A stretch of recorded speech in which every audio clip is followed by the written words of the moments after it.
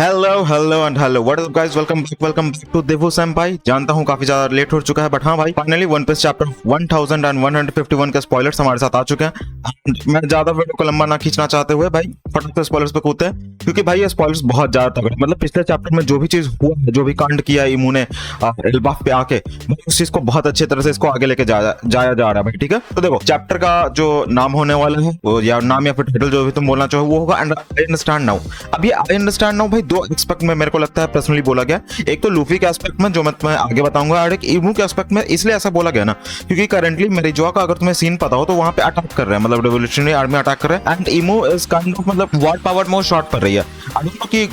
God nights उसको handle कर पा रहे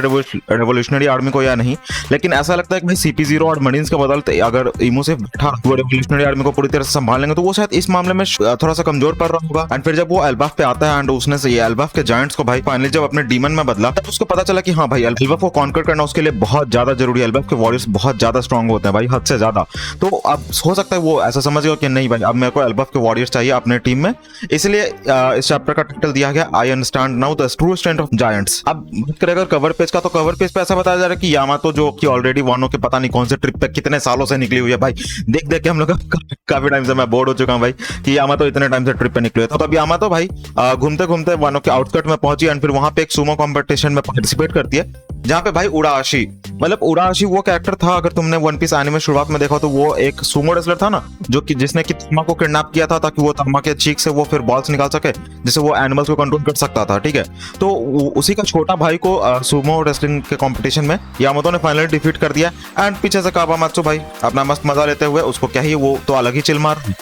ये चल रहा है भाई अपने कवर स्टोरी में। अब फाइनली हम लोग जंप करते हैं अपने चैप्टर्स के स्पॉयलर्स पे। तो भाई चैप्टर की शुरुआत उसी पैनल से होती है जैसे पिछले पैनल में जो इमू यहाँ के भाई ग्रीनवर्ड निकाल के गन निकाल रहा है भाई, जायंट्स का हाथ फाड़ दे रहा है, जायंट्स को अपने मतलब क्या डीमन आर्मी में शामिल कर रहा है। उसी चीज को यहाँ पे और ज्यादा कंटिन्यू किया गया है कि भाई वो आया सीधा सीधा सबसे पहले तो उसने डॉगी एंड ब्रॉगी, जो कि हमारे मतलब गोट है भाई, जायंट्स के गोट, उनको सबसे पहले उनको अपना डीमन बनाया। एंड फिर जैसे जैसे वो आगे एल्बाफ पे बढ़ते जा रहे हैं, तो भाई एल्बाफ के जितने ज्यादा जायंट्स थे वो धीरे धीरे करके डीमन में कन्वर्ट होते जा रहे हैं भाई, इमू के कंट्रोल में वो सब आते जा रहे हैं। इसका मतलब भाई अगर तुम ऐसा समझो कि एल्बाफ पे जायंट्स का घर है एल्बाफ, वहां पे जितने जायंट्स रहते हैं जो एल्बाफ को प्रोटेक्ट करना चाहते हैं, वो धीरे धीरे कन्वर्ट होते जाते हैं जो एल्बाफ को डिस्ट्रॉय करना चाहते हैं। भाई जायंट्स वर्सेस जायंट का अमेजिंग, मेरे ख्याल से बहुत एक सुंदर पैनल हमें यहाँ पे देखने को मिल सकता है। एंड काफी तगड़ा फाइट भी यहाँ पे फाइटिंग सीक्वेंस देखने को मिल सकता है, बढ़िया भाई। और जो किलिंगम था, जो कि वो मॉन्स्टर था जो नीचे में, जो कि सारे बच्चों का ड्रीम्स में से वो मॉन्स्टर बना के निकाला था शैडो फॉर्म में, तो वो किलंगम भी वहीं पे फिर वो भाई ट्रांसफॉर्म हो गया। मतलब ऐसा सीधा लिखा है कि हमने उसका हाइब्रिड फॉर्म देखा, मतलब ना तो जोन है ना तो पूरा ह्यूमन, एक हाइब्रिड फॉर्म देखा नया, मतलब अपग्रेडेड जोन के आगे वाला अपग्रेडेड फॉर्म। ठीक है, एंड वहां पे भाई वो एक ह्यूमन फेस, उसके पास एक बहुत बड़ा ह्यूमन फेस है जिसपे से बहुत बड़े बड़े दांत निकल रहे हैं। अब जानता हूँ भाई वन पीस में मैक्सिमम जो एनिमल्स या फिर जो मिथिकल जोन फ्रूट है वो किसी ना किसी मिथिकल बीस्ट पे या फिर किसी ना किसी माइथोलॉजी पे बेस्ड होता है, बट हाँ मैंने ऑनलाइन सर्च करने की कोशिश किया, मेरे को ऐसा कोई किलिंगम से रिलेटेड या फिर कोई ऐसा मतलब प्रॉपर कोई मिथिकल बीस्ट या फिर कोई क्रिएचर नहीं मिला जिसका एक बहुत बड़ा फेस हो एंड जिसके भाई बहुत सारे दांत निकल रहे जो पूरे स्पाइक की तरह। ठीक है, तो अनफॉर्चुनेटली भाई मैं इस बात को क्लैरिफाई नहीं कर सकता कि ये कैसा दिखने वाला है, बट हाँ अगर मेरे को ये इसके बारे में और कोई इन्फॉर्मेशन मिलता है तो भाई मैं अपने डिस्कॉर्ड सर्वर पे जरूर से अपडेट करूंगा। सो या अगर आप लोग चाहो कि आप एक एनिमे कम्युनिटी का पार्ट बनना चाहते हो तो आप भाई मेरे डिस्कॉर्ड सर्वर पे जरूर से आ सकते हो। मैंने अपने डिस्कॉर्ड सर्वर का लिंक नीचे डिस्क्रिप्शन में लिख दिया होगा, वहां पे ज्वाइन करो भाई। वहां पे आप ही की तरह और मेरे तरह भाई बहुत सारे एनिमे को एनिमे समझने वाले, कार्टून समझने वाले नहीं, एनिमे को एनिमे समझने वाले बहुत सारे बंदे हैं, वहां पे आप ज्वाइन करो, आपको भी बातचीत करके मजा आने वाला है भाई। ठीक है, तो यहाँ चल रहा था ये हुआ किलिंगम का स्टोरी। एंड फिर हमें दिखा था कि जब गुनको या फिर पता नहीं वो शर्मॉक जिसने भी उसको हिट किया था, गबन को हिट किया था, तो गबन जब नीचे गिरा था तो चॉपर उसके पीछे से कूदा था ना, तो चॉपर ने फाइनली गबन को बचा लिया एंड उसको कहीं वो ट्रीट भी कर रहा है। आई मीन ट्रीट नहीं कर रहा है, बट जैसे जैसे वो ऊपर से मतलब अंडरवर्ल्ड में नीचे गिर रहा था जहाँ पे लोकी कैद है, लूफी जोरो सांजी ये सब नीचे अंडरवर्ल्ड में है, वहां पे जब वो गिर रहा था ना तब लोकी उसे सेंस कर लेता कि हाँ भाई उधर से वो गबन गिर रहा है, मतलब गबन को तो वो पता नहीं क्या बुला रहा था, उनको नाम नहीं याद है, गबन एंड चॉपर ऊपर से गिर रहा, तो वो फटाक से भाई दौड़ के उनके पास जाता है ताकि वो उनको बचा पाए या फिर किसी तरह से देख ले कि वो लोग ठीक है या नहीं। एंड जितने में ये सीन चल रहा था इधर से,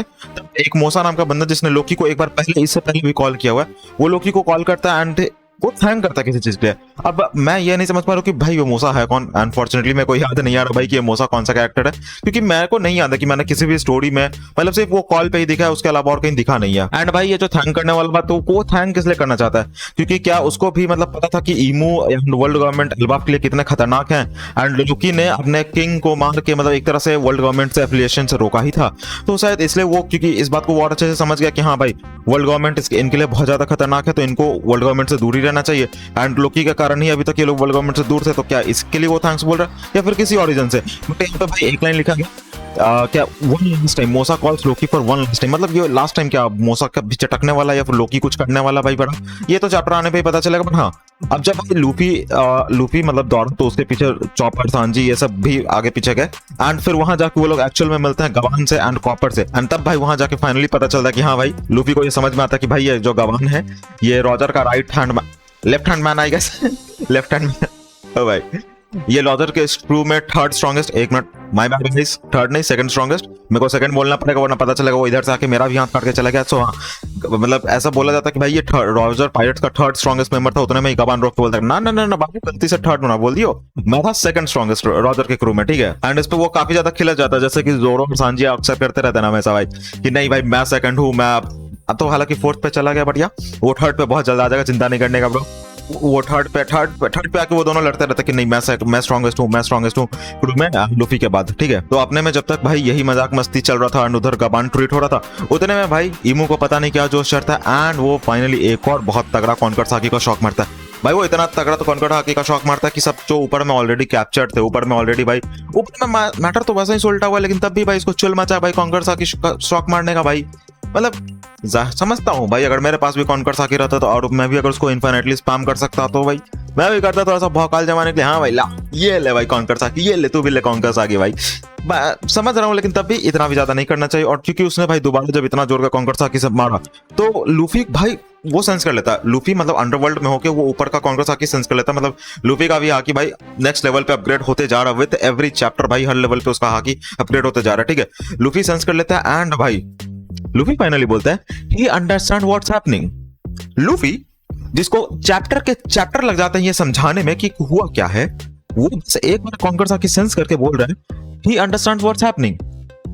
अब भाई ये लूफी बोल रहा है या जॉयबो बोल रहा है या नीका बोल रहा है, मैं नहीं समझ सकता भाई, ठीक है। मेरे को लगता है कि भाई जॉयबो एंड नीका क्योंकि पहले भी फाइट कर चुके हैं ईमू से, इसलिए वो उसकी कॉन्कर साकी को पहचानते होंगे, क्योंकि उनका विल मतलब हितो नॉमी में अभी भी है। मैं हितो नॉमी बोलो या फिर गोमो नॉमी बोलो, तुम बताओ कमेंट सेक्शन में कि तुम क्या प्रेफर करते हो भाई, ह्यूमन फ्रूट या फिर गम फ्रूट, ठीक है। तो क्योंकि वो उस फ्रूट में ऑलरेडी उनका विल है एंड मेरे ख्याल से कुछ यादें भी होंगे, कुछ मतलब सिमिलैरिटीज तो हमेशा कैरी ऑन होता ही है ना डेविल फ्रूट में, तो भाई हो सकता है कि ऐसा कि उन दोनों में से किसी का ऐसे यादें लूफी को ट्रिगर किया हो, फिर लूफी को याद आया कि अच्छा हाँ ये ईमू है, ये सबसे बड़ा मतलब he is the main villain, he is the actual one who is controlling everything, ठीक है। इससे जाके एक्चुअल फाइनल फाइट होने वाला है एंड इसी पे भाई लूफी का रिएक्शन है कि हाँ भाई अब मेरे को ऊपर जाके लड़ाई करना पड़ेगा, वो सब कुछ समझ चुका है कि ऊपर सिचुएशन क्या चल रहा है, या फिर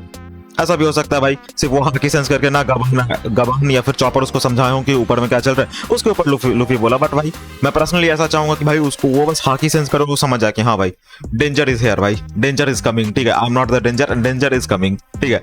एंड भाई इसी के साथ चैप्टर एंड होता है जहां पे लोकी अभी भी चेन से बंधा हुआ है एंड वो बोलता है कि अब देखो बापू, अगर तुमको ऊपर जाके सारे जायंट से लड़ना है, तुमको ऊपर जाके गॉड नाइट से लड़ना है, तुमको ऊपर जाके ईमू से लड़ना है, एक्चुअल ईमू जो वहां आके रखा है भाई, तो बाबू तुम्हें मेरी हेल्प तो लगेगी, तो फटाफट से चेन खोलो ताकि मैं भी तुम्हारे साथ चलूं ऊपर अपने एल्बफ को बचाने या फिर तुम्हारे साथ लड़ने के लिए। बट भाई लोकी तो लोकी है, लोकी कुछ भी कर सकता है, लोकी का भरोसा नहीं है, तो देखते हैं भाई ओडा सेंसे और लोकी का चेंज खोलते हैं, उसको साथ में ऊपर ले जाते हैं। पर्सनली मैं तो चाहता हूँ भाई कि वो उसको ऊपर ले जाए, लोकी को भी थोड़ा सा भाई कॉन्कर साकी फाइट करो भाई, लूफी इधर से कॉन्कर साकी मिल रहा है, जोरो भी थोड़ा मोड़ा जो भी यूज कर पाए वो कर रहा है भाई, उधर से ईमू कॉन्कर साकी पे कॉन्कर साकी, इधर फिर लोकी कॉन्कर